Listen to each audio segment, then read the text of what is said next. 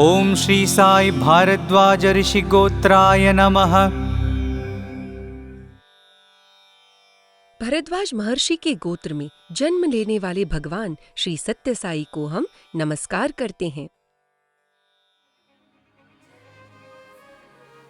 जब श्री पेद्दा वेंकमा राजू ने सत्यम से पूछा कि तुम वास्तव में कौन हो, तो बालक सत्यम ने घोषणा की कि मैं साई बाबा हूँ और भारद्वाज गोत्र का हूँ।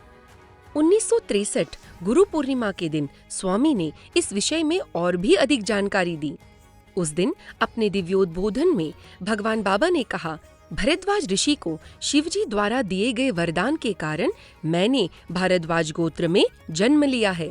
स्वामी ने इस बात को विस्तार पूर्वक बताया। भरद्वाज ऋषि ने एक यज्ञ करने का निश्चय किया। इस यज्ञ के निमंत्रण हेतु वे भगवान शिव और माता पार्वती से मिलने कैलाश पर्वत पर गए। उस समय भगवान शिव और माता पार्वती नृत्य कर रहे थे। वे अपने नृत्य में इतने तल्लीन थे कि उन्होंने ऋषि की ओर देखा तक नहीं। इस प्रकार 7 दिन बीत चुके थे। उस समय ऋषि को केवल शिव जी के ही दर्शन हो रहे थे। उन्हें पार्वती माता दिखाई ही नहीं दे रही थी।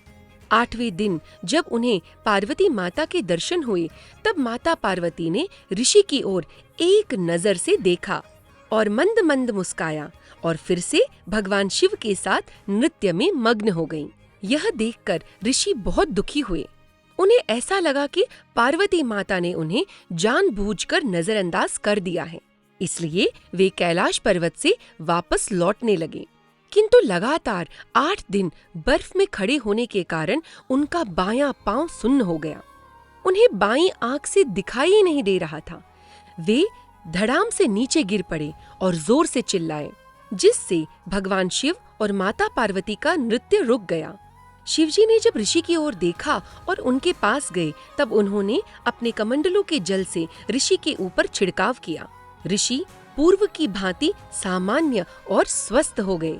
होश में आने के बाद भगवान शिव जी ने ऋषि से कहा, पार्वती माता ने आपकी ओर देखकर वास्तव में आपके यज्ञ को आशीर्वाद ही दिया है। हम आपके यज्ञ में अवश्य उपस्थित होंगे। जब भरद्वाज ऋषि ने यज्ञ किया, तब यज्ञ समापन के समय शिव शक्ति दोनों प्रकट हुए। उन्होंने भारद्वाज ऋषि को वरदान दिया कि हम आपके गोत्र में 3 बार मनुष्य रूप में जन्म लेंगे।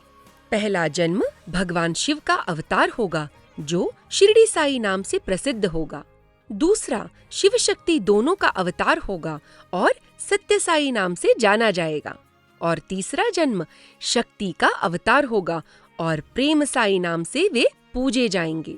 इतना ही नहीं, शिवजी ने और आगे कहा, आपको जैसा लगा कि पार्वती ने आपकी 7 दिन तक उपेक्षा की, उसी प्रकार शिव शक्ति अवतार में शक्ति को कष्ट होगा और उसे शिव जी जल छिड़ककर दूर कर देंगे, जिस प्रकार मैंने कैलाश पर्वत में जल छिड़ककर आपको संकट मुक्त कर दिया था। जून 29, 1963 की घटना इसका दृष्टांत है। उस दिन स्वामी को तेज बुखार हुआ। 4 बार दिल का दौरा पड़ा। वह स्थिति देखकर सभी भक्त बहुत विचलित हो गए। उस साल गुरु पूर्णिमा के दिन स्वामी को 4 लोग कुर्सी में बिठाकर नीचे भजन हॉल में लाए। स्वामी ने अस्पष्ट शब्दों में कहा कि ये मेरी बीमारी नहीं है, आप लोग परेशान मत होइए।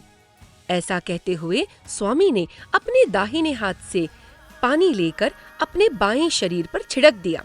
बस उसी क्षण स्वामी पूर्ण रूप से ठीक हो गए।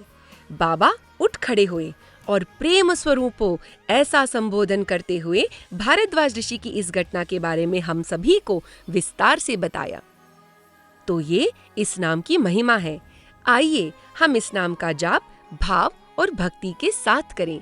जय साई राम।